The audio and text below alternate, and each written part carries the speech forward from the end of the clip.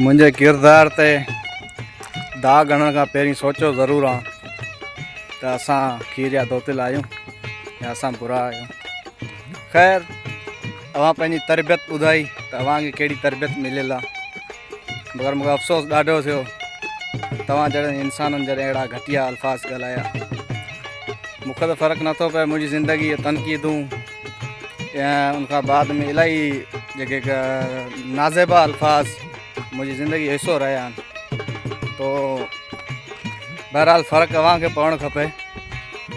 ॿियो केरु चवे हा त शायदि एतिरो ॾुख न थिए हा ऐं तव्हां वरी जॻह घटिया हरकत कई कंहिंजे चवण ते करे रहिया आहियो इहा बि ख़बर आहे। केरु तव्हांखे इस्तेमालु करे पियो इहा बि ख़बर आहे।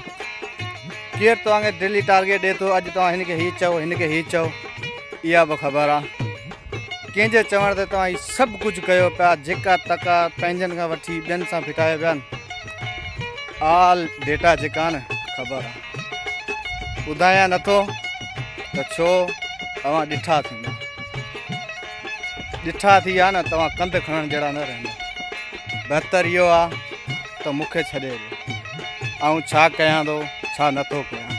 हा, ऐं अव्हांजे कंहिं बि मसइले में इंटरफेयर कयां तव्हां मूंखे बिला जवाज़ तव्हां मूंखे ॿुधायो त तूं असांजे मसइले में न अच।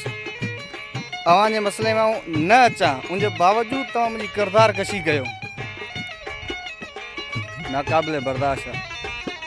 बर्दाश्त तो करे वञा थो, लेकिन इन जो अंजाम तव्हांखे ॾाढो बुरो ॾियणो पवंदो। छो तव्हां जंहिं उरूज ते आहियो न, इहो उरूज हिकु आर्ज़ी आहे। घटिया मुनाफ़िक ऐं ग़लीज़ माण्हुनि जे चवण ते उन्हनि सां न भिटायो जंहिंसां तव्हांजो खाइण पीअण उथण वेहण गॾु हुजे। हीअ नौकरियूं चकरियूं आर्ज़ी आहे, कॾहिं इंसानु किथे आहे कॾहिं इंसानु किथे आहे। अॼु असां हिते आहियूं, सुबुह रोज़ी असांखे अलाए किथे नसीबु थिए। ऐं तव्हां जेको रस्तो वरितो आहे अलाह ख़ैरु करे, अलाह जो शुक्र आहे ऐं उन इंसाननि मां न आहियां ऐं तॾहिं आउं तव्हांजी टोली ऐं तव्हां खां अलॻि आहियां। अगरि आउं अहिड़ो हुजां हा त शायदि आउं अॼु अव्हां सां गॾु हुजां, अव्हां सां गॾु वेही कूड़ कयां, कूड़ जो साथ ॾियां, ठगी कयां, मुनाफ़िक़त कयां हा, चुगलखोरी कयां हा, गिला गोभी एतिरो कयो जो सुभाणे तव्हां बि बर्दाश्त करे सघो।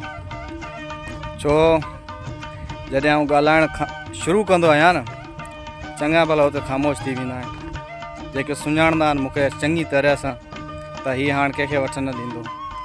बहरहाल तव्हां बि सम्झी वञो, सुठी ॻाल्हि आहे। हरू भरू कंहिंखे एतिरो इज़ा न कयो जो हू ज़ालिम थी पवे ऐं तव्हां ते कहर थी कड़के। बहरहाल पंहिंजनि में रहो त पंहिंजनि सां फिटाए न हलो। वक़्ती इख़्तिलाफ़ थियनि था ज़रूरु, इहो रिश्तनि जो हिसो रहिया आहिनि। अॻिते हली करे इहे इख़्तिलाफ़ ख़तमु थी वेंदा, मगर असां उनखे जीअं वधीक वधाईंदा रहंदासीं न उहे वधंदा रहंदा। घटाइण सां घटिबा। तव्हां जेको रस्तो इख़्तियार कयो आहे रस्तो बहरहाल सही न आहे। बहितर इहो में आहे त वापसी अचो। वापसी नथा अची सघो कंहिंजे किरदार ते न ॻाल्हायो। अगरि कंहिंजे किरदार ते ॻाल्हाईंदा न अहिड़ो तव्हांखे बुछड़ो कंदो जो तव्हां बि यादि कंदा।